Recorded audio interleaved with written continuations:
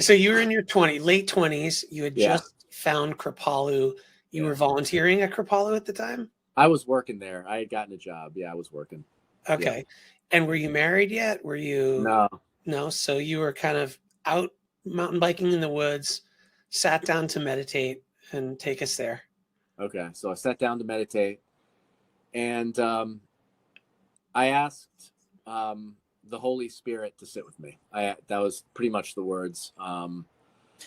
I asked for God to be with me in that moment, and not because I wanted anything, but because I was just so grateful for the fact that so many good things were coming into my life. I wasn't asking for help. I was asking for company. And I That's mean, I awesome. spoke. That right there is a point just to put out there. Like you weren't asking for help. You were just asking for company. Yeah. Yeah. And a few moments later, I started to hear like movement in the woods, and I thought it was somebody walking, somebody else hiking, and the footsteps got closer and closer and closer, and the next thing I knew, I heard this branch break like 12 inches behind me, and then I heard this loud exhalation, like a Oh God. and like all the energy just like rushed up my spine, and like all the hair stood up on the back of my neck, and I had my back up against this oak tree, and I just knew that there was a bear like right behind me. And I slowly turned my head, and yeah, right there was the hump of a black bear, and just from like the hind leg back to the rump How of big do this, you like think it was? I don't know. It was everything. Like everything gets weird when you have that much adrenaline running through you. I've So experienced that. Yeah. Wait, like yeah, as far as size, I mean, a typical black bear is what, like 5.5 feet tall, standing. something like that. Yeah, We're it not, was we're like not it talking was about like a a grizzly, but no, it was look, at least like a 250-pound bear. yeah, Right yeah, behind me. Yeah, it was not a yearling or like a young. It was a mature black bear. yeah. Yeah. So there's the scene in like the original Terminator movie when like Schwarzenegger's in the hotel room, and like somebody knocks on the door, and like and they ask him a question. You can see like all the different responses, like, and then the program picks the best one. Oh yeah, yeah. It was like that, but it was like my brain was just like all the things I could do to survive that situation. So I thought I should get up and run. I should try to climb a tree. I should yell, right? And I went down through them all, and at the bottom was do nothing. And I was like, and I kind of was like, well, that's probably the best thing to do is do nothing. Oh Yeah, man. it was just full of, my whole body was just pumping with adrenaline. But it was in that moment that all of my yoga training Mm. just came right into my front of my mind. Because one of the things in Kripalu yoga in particular that we're trained in is this method of breathe, relax, feel, watch, and allow. Brifwa, Burfwa, yeah. which by the way, in your book, the audio book, the guy says BRFWA. BRFWA. Maybe one of these days they'll let me re-record that. You But, got to re-record it.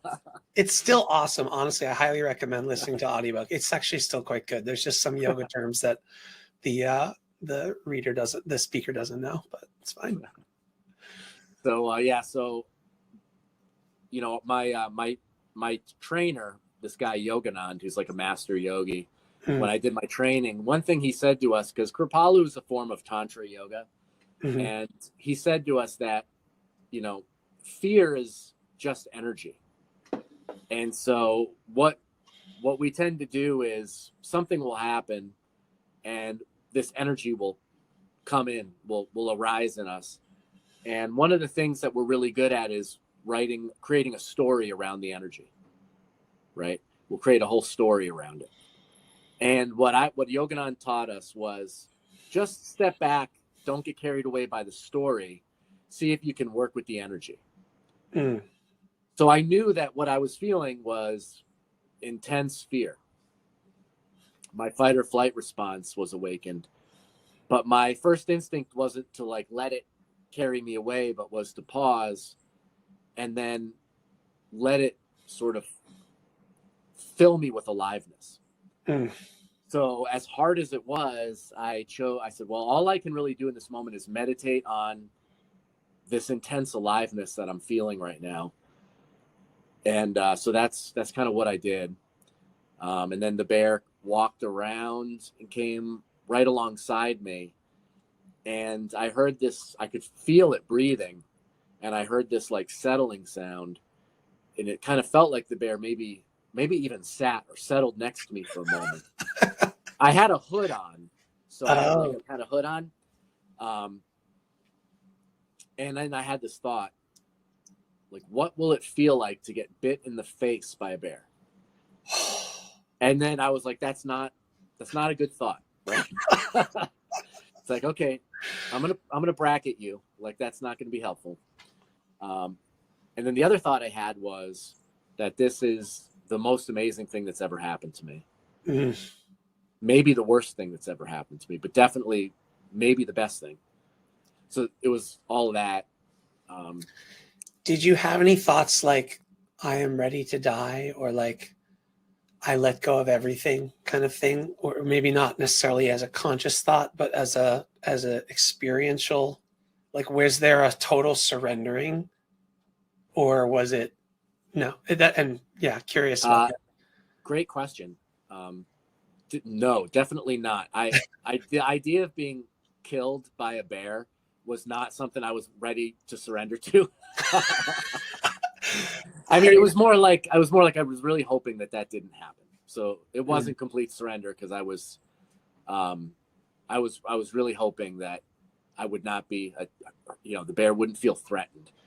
But that I was like, my sense was I didn't want to threaten the bear, but at the same time, the whole thing was so overwhelming because of what had happened right before the bear showed up. Right. So you literally like asking the Holy Spirit to join you, to sit with you. And here's the bear. Yeah. It's like pretty amazing. And then the bear got up and walked away. And I did turn and look at the bear, and the bear turned and looked back at me as they were kind of going over the hill. And they had like a big butt, like just this, bear sort of wobble side to side, and they walked. So it was very relaxed. The bear just kind of turned and looked back at me, and I looked at the bear, and away they went. So, that was, up until the moment my children were born, it was, the most intense thing I'd ever experienced.